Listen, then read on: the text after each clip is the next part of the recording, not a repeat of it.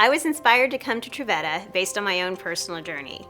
My daughter was born in August 2007. She was a healthy child, and we were delighted with her arrival, my third kid.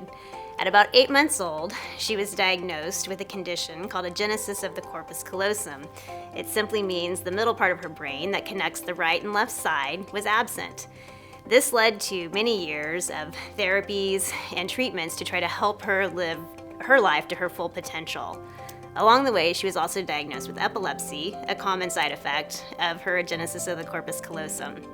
After several years, we found the right cocktail of medication that has largely kept her epilepsy totally under control. But it was after years of trying different medications and different combinations that led to multiple hospitalizations. Finally, when she was 12 years old last year, she was diagnosed with a chromosomal syndrome called Mowat-Wilson syndrome. It was our third round of genetic testing.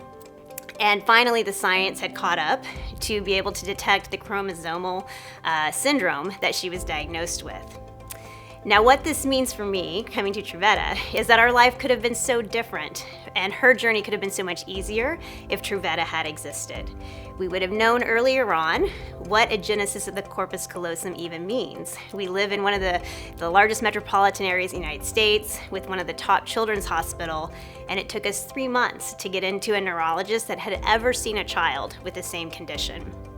Along the way, it also took us, multiple hospitalizations to find the right medication. If Truveta had existed, those doctors would have had the knowledge of her condition. They would have known the type of epilepsy medication that would have been most effective for her, and they would have known probably to look for the markers that would have led us to the Mowat-Wilson syndrome diagnosis, which would have been so helpful because we would have known that a child with Mowat-Wilson syndrome is 99% likely to be nonverbal. And so we would have saved hundreds and thousands of hours of therapy on a skill that she was likely never going to achieve.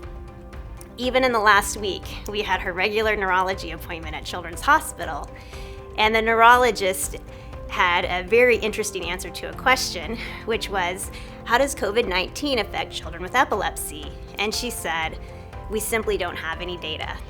And so this is my most recent example of what I think the Truveta platform can enable to help families like mine and to help all of us ensure that we are providing the best possible care for patients with any condition.